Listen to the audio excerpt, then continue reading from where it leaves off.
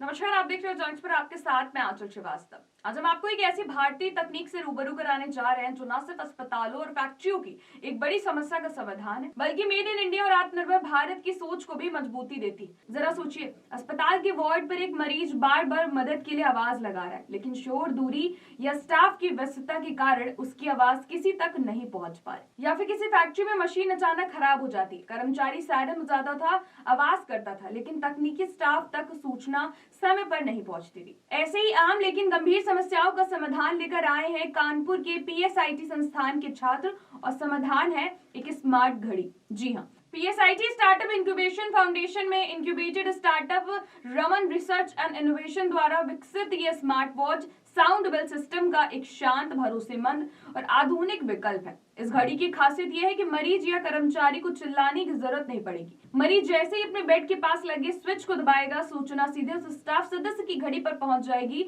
जो ड्यूटी पर है। घड़ी में वाइब्रेशन होगा, स्क्रीन पर नोटिफिकेशन आएगा, साफ साफ लिखा होगा कि कॉल कहां से आई है और किस मदद की जरूरत है, चाहे वो दवा हो, पानी हो, इमरजेंसी हो या फिर मशीन फॉल्ट हो।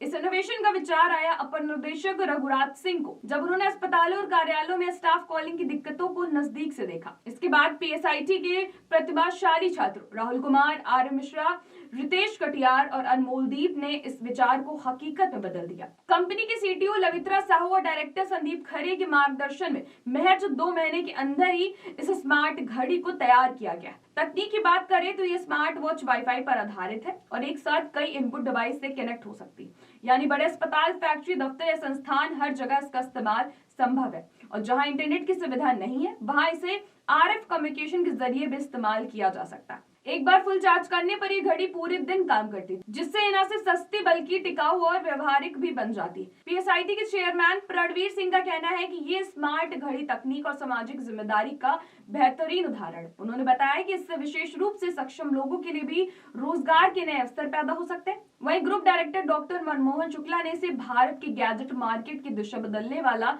नवाचार बताया है और कहा है कि ऐसी तकनीकें देश को तकनीकी रूप से आत्मनिर्भर बनाने में अहम भूमिका निभाएंगी। इस स्मार्ट घड़ी के फायदे कई हैं।